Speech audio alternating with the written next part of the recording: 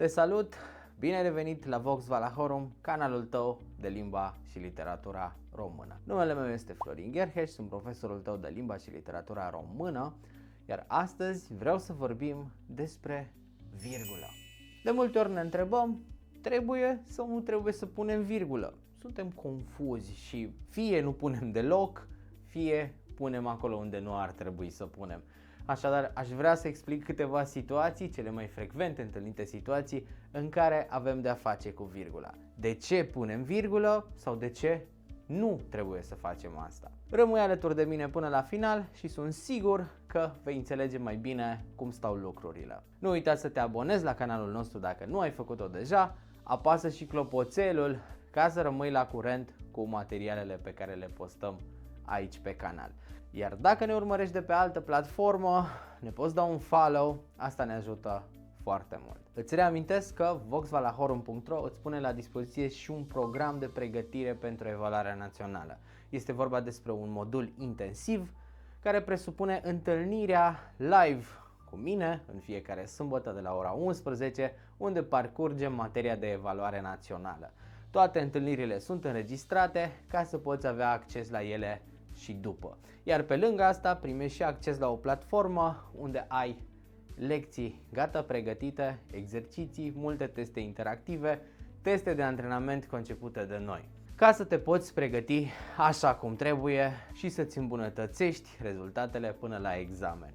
Îți las link în descriere pentru mai multe detalii. Hai să ne apucăm de treabă.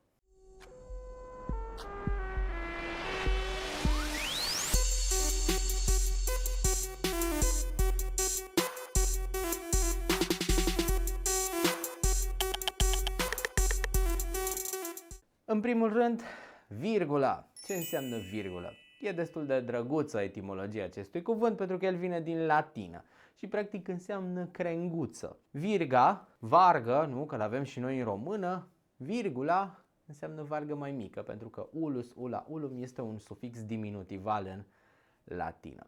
Așadar, are logică până la urmă dacă ne uităm la forma pe care o are acest semn grafic. Și spun semn grafic pentru că virgula poate fi și semn ortografic, dar și semn de punctuație. Și haideți să discutăm un pic acest aspect. Sigur, virgula este semn ortografic în câteva situații. Spre exemplu, atunci când avem de a face cu interjecții identice sau interjecții dublate, de tipul ham-ham, mac-mac, poc-poc. Sigur, putem să despărțim cele două interjecții fie prin cratimo, fie prin virgulă. Sunt corecte ambele abordări. O altă situație în care virgula este semn ortografic este atunci când ea face parte dintr-o locuțiune. De exemplu, de voie, de nevoie, de azi, de mâine și așa mai departe. Mai avem și o altă situație în care virgula este semn ortografic atunci când avem cuvinte care se repetă. De exemplu, poate, poate sau bine, bine, frumos, frumos. Sigur, când vorbim despre adjective sau adverbe, această dublare poate să ajute și la obținerea superlativului absolut de superioritate. Pentru că dacă spunem ești frumoasă, frumoasă, asta echivalează cu ești foarte frumoasă. Iată, deci, virgula poate funcționa și ca semn ortografic. Însă, durerea cea mai mare pe care o avem când vine vorba de virgulă este atunci când ne referim la ea ca semn de punctuație. Avem o listă destul de consistentă, sigur, nu voi trata fiecare aspect posibil, pentru că ar fi un clip destul de lung, dar mă voi ocupa de cele mai importante aspecte. Și cred că ar trebui să facem o delimitare clară încă de la început, pentru că virgula se poate utiliza la nivelul propoziției, dar poate fi utilizată și la nivelul frazei. Haideți să discutăm punctual despre virgulă la nivelul propoziției. În primul rând, virgula desparte vocative de restul comunicării. Și am evitat să spun substantiv sau pronume în vocativ pentru că întotdeauna pe lângă un substantiv sau pe lângă un pronume în cazul vocativ putem avea și altceva, putem avea și un subordonat. Spre exemplu, pot spune băiete, vino încoace și avem substantivul în vocativ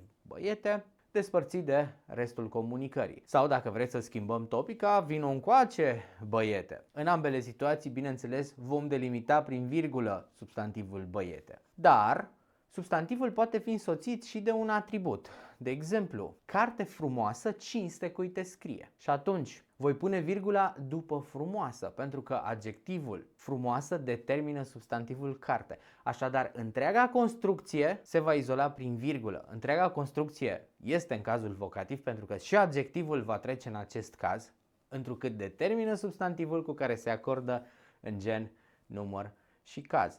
Dar putem vorbi și despre un alt fel de atribut. De exemplu, tu de acolo. Hai puțin. De acolo este un atribut adverbial. Nu poate fi inclus în cazul vocativ pentru că adverbul nu are această categorie gramaticală a cazului. Însă, determinând în cazul nostru pronumele personal, sigur, el va sta împreună cu acesta, iar virgula se va pune după. O a doua situație foarte frecvent întâlnită de utilizarea virgulei se referă la enumerări. Enumerări de elemente.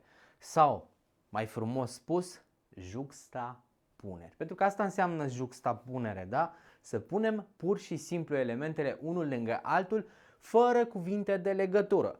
Sigur, nu avem cuvinte de legătură, dar cumva trebuie să le departajăm. Așadar, vom utiliza virgula pentru asta. Și avem juxtapuneri între diverse părți de propoziție. De aceea au apărut și părțile de propoziție compuse, pentru că avem subiect multiplu, avem atribut multiplu, putem să vorbim despre nume predicativ multiplu și așa mai departe. Elementele se vor lega între ele, fie prin virgulă, prin juxtapunere, fie prin diverse conjuncții. Haideți să dăm câteva exemple. Am mâncat lapte, pâine și ouă. Între lapte și pâine voi pune virgulă. Ea este înaltă, frumoasă și blondă.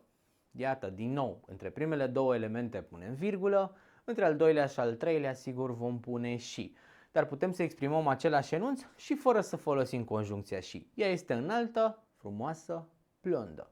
Elementele sunt juxtapuse, adică despărțite prin virgulă. Toate vor îndeplini aceeași funcție sintactică, în cazul nostru de nume predicativ. Așadar vom avea un nume predicativ multiplu. Mihai, Andrei, Ionuț au participat la acest concurs. Iată, subiect multiplu. Elementele sunt delimitate prin virgulă, adică prin juxtapunere. Punem virgulă întotdeauna în fața conjuncțiilor coordonatoare adversative. Bun, care sunt concret? Dar, iar, or, însă, atenție, și locuțiunile numai că, numai să, doar că, doar să.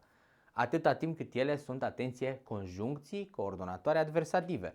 Pentru că iar poate fi și semiadverb, dar poate fi și substantiv, avem omonimul dar cu sensul de cadou, deci trebuie să fie în această categorie a conjuncției. Și haideți să dăm și exemple, nu? Aș veni cu voi, dar e târziu, virgulă înainte de dar. Eu m-am dus la teatru, iar ea la film. Atenție! Virgulă în fața lui iar. Mi-ar plăcea un suc, numai că mă doare gâtul. Iată, numai că, sigur, cu sens de dar. Deci, fața acestor conjuncții punem virgulă obligatoriu. Și dacă tot vorbim despre conjuncții, haideți să vorbim și despre celelalte categorii de conjuncții coordonatoare. Conjuncțiile coordonatoare concluzive, de asemenea, vor avea virgulă în față. Deci, așadar, prin urmare, în concluzie, în consecință, va să zică. Știu, unele dintre ele sunt considerate mai nou adverbe, dar păstrează această semantică, sigur, concluzivă. A învățat, deci a obținut o notă de trecere. S-a pregătit, așadar a trecut cu brio. Iată, în fața lor se pune virgulă. Și atenție la aceste conjuncții și locuțiuni conjuncționale, pentru că ele nu se folosesc la început de enunț, pentru că arată concluzia. Nu deschidem enunțul cu aceste conjuncții. Le folosim în interior după ce ne-am expus ipoteza. Rolul lor este să conchidă, adică să exprime o concluzie. Conjuncțiile coordonatoare copulative și nici, dar și cele disjunctive sau ori fie, nu vor avea virgulă în față în forma aceasta simplă, însă dacă ele sunt dublate, virgula este obligatorie în fața celui de-al doilea element. Spre exemplu, și Mihai și Cosmin sunt din Brașov. Sau vii cu noi, virgulă, sau stai acasă.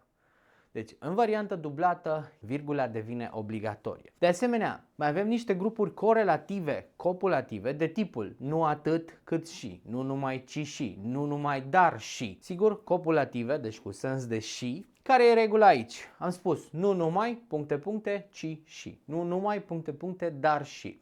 Înainte de ci, înainte de dar, înaintea celei de-a doua părți din această construcție se pune virgulă. Bine, hai să mergem mai departe. Virgula se utilizează obligatoriu atunci când vorbim despre apoziții. Ce înseamnă apoziție? Apoziția este o construcție care explică. Poate să explice o acțiune, poate să explice un termen, poate să explice o propoziție întreagă. Este o funcție sintactică în sine, atenție, diferită de atribut conform gramaticii actuale. Da, în gramatica tradițională exista acel atribut apozițional, acum a fost exclus și s-a optat pentru termenul de apoziție și atât. Apoziția explică un termen. De multe ori ea poate fi suplimentată de un semiadverb precum adică, anume, mai precis, rolul său fiind de a indica explicația. De asta aceste semiadverbe se numesc și apozeme. Mihai, adică vărul meu, s-a retras din joc. Înainte de adică voi pune virgulă, dar pot să construiesc un enunț și fără adică. Ioana, sora ta, este înaltă. Ioana, virgulă, sora ta, virgulă. Așadar, întreaga apoziție va fi pusă între virgulă, indiferent de dimensiunea construcției apoziției. Când mai folosim virgulă? Atunci când avem forme verbale nepersonale de participiu sau gerunziu poziționate la începutul enunțului. Acestea vor avea de regulă funcții sintactice de circumstanțiale. Spre exemplu, necitind nu a știut să rezolve problema. Necitind, virgulă. Nepregătită a fost luată prin surprindere. Nevăzând ce s-a întâmplat, s-a speriat.